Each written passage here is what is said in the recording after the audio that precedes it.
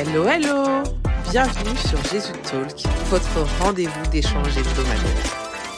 J'imagine que tu connais l'histoire du Titanic, ce navire réputé insubmersible où son créateur avait fanfaronné disant que même Dieu ne pourrait pas le couler. Bon, on connaît tous la fin. Dans ce nouveau podcast, nous allons plonger dans une histoire qui mêle amour, foi et détermination à bord du navire légendaire, le Titanic. Mais non, nous ne parlerons pas de Rose et Jacques. Eh oui, on a dit que c'était la véritable histoire d'amour du Titanic. Mais avant de continuer, si tu cherches à renforcer ta foi, à approfondir ta relation avec Jésus, tu es là où il faut être. Alors n'hésite pas à t'abonner, ainsi tu ne manqueras aucun de nos épisodes inspirants, nos conseils éclairés par la Bible, des histoires édifiantes et des moments de rire divin. Savais-tu que Dieu a utilisé un de ses serviteurs pour sauver des passagers ? Oui, le pasteur John Harper, qui était passager du Titanic. Voici comment la véritable histoire d'amour du Titanic s'est déroulée. Au moment où l'iceberg fatal apparaît, une panique indescriptible envahit le bateau.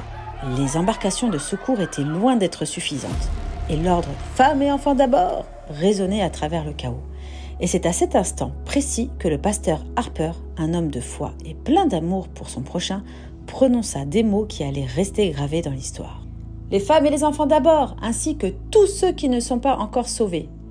Une déclaration qui choqua certains, mais qui révélait la profondeur de sa foi et sa priorité inébranlable, la conversion des âmes.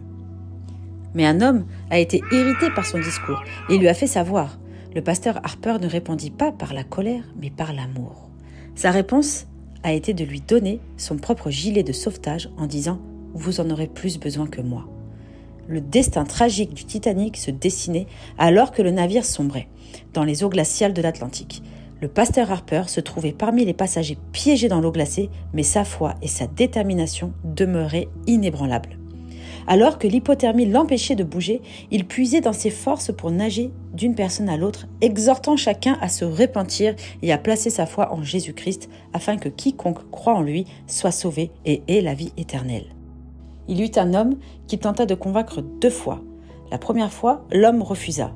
Mais la deuxième fois, dans l'eau glacée et désespéré, il accepta la grâce divine.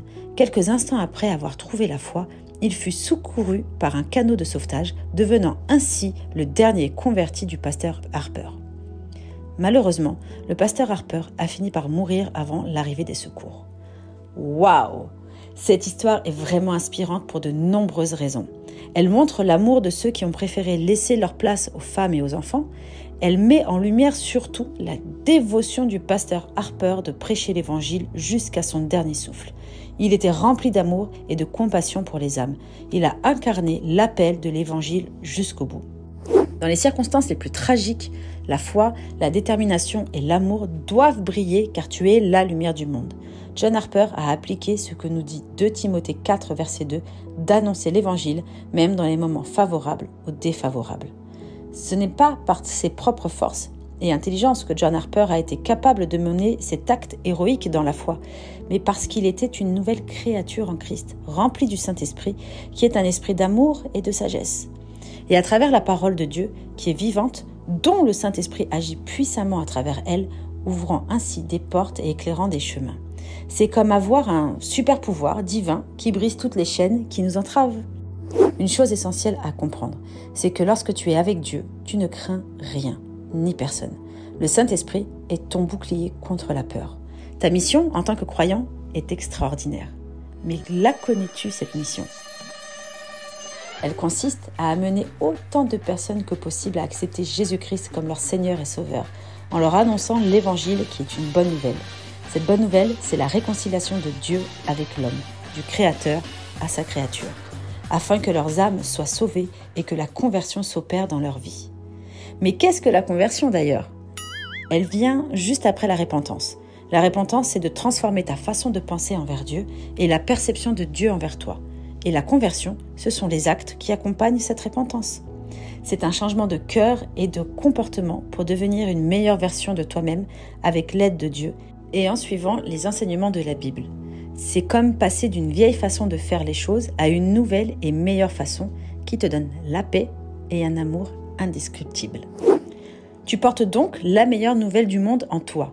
Une nouvelle qui apporte la paix, la joie et l'amour et qui transforme des vies. C'est la solution de nos âmes. Comment vivre cette bonne nouvelle ? C'est simple. Il s'agit de renoncer à toi-même par le Saint-Esprit, plaçant Christ en premier plan. C'est comme si tu devais faire de la place dans ton cœur pour la plus grande star de tous les temps. Oui, j'ai nommé Jésus-Christ. Et surtout, lorsque tu choisis de mettre Christ avant tout, Dieu te justifiera toujours dans ta vie. Il voit son propre intérêt dans ton bonheur et ta réussite, car il fera éclater sa gloire dans ta vie. Mais il ne partagera pas sa gloire, ce qui veut dire que le mérite ne te revienne pas. Alors, enfile ton costume de super-héros de la foi et n'aie pas honte de prêcher l'évangile comme il est écrit dans Romains 1, 16.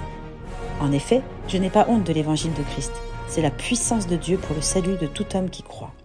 Même si parfois tu penses que c'est une folie de le faire, sache que Dieu a un sens de l'humour et il aime les choses folles parce que son intelligence est tellement supérieure à la nôtre que ce qui te paraît fou est tout à fait sensé pour lui. Alors sois un peu fou pour Dieu. Tu sais, tu as un rôle à jouer à laisser la puissance du Saint-Esprit se manifester dans ta vie, autour de toi et même dans ta ville.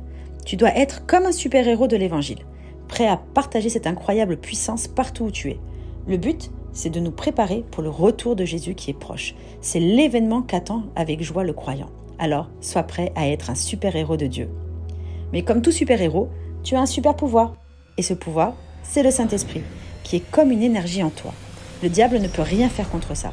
À chaque fois que tu pries et que tu jeûnes, la puissance du Saint-Esprit augmente en toi. C'est comme recharger des batteries spirituelles. Tu as le devoir de protéger ton super pouvoir. Alors ne rentre pas dans des discours ou débats ou à essayer de défendre Jésus. Le Saint-Esprit, c'est lui qui convainc. Et il est là pour t'aider à faire briller la lumière de Jésus dans ta vie. La crainte de l'Éternel, c'est le commencement de la sagesse. Donc, sois sage et humble dans ta foi. Nous avons tous des faiblesses. Mais c'est justement dans notre faiblesse que la puissance de Dieu se manifeste. Alors ne sous-estime jamais ce que Dieu peut faire à travers toi. Et ce super pouvoir qui est le Saint-Esprit est donné à ceux qui obéissent à Dieu. Alors obéis en esprit et en vérité. Et tu verras la gloire de Dieu briller dans ta vie et être rempli de ce super pouvoir. Ne laisse pas la place à Satan pour faire quoi que ce soit dans ta vie. Sois un super-héros de Dieu et vis pleinement la puissance de Dieu. N'oublie pas que tu es porteur de la bonne nouvelle qu'attend précieusement le monde et que tu es un super-héros de l'Évangile. On se retrouve la semaine prochaine pour une nouvelle exhortation. Passe une belle semaine avec le Saint-Esprit.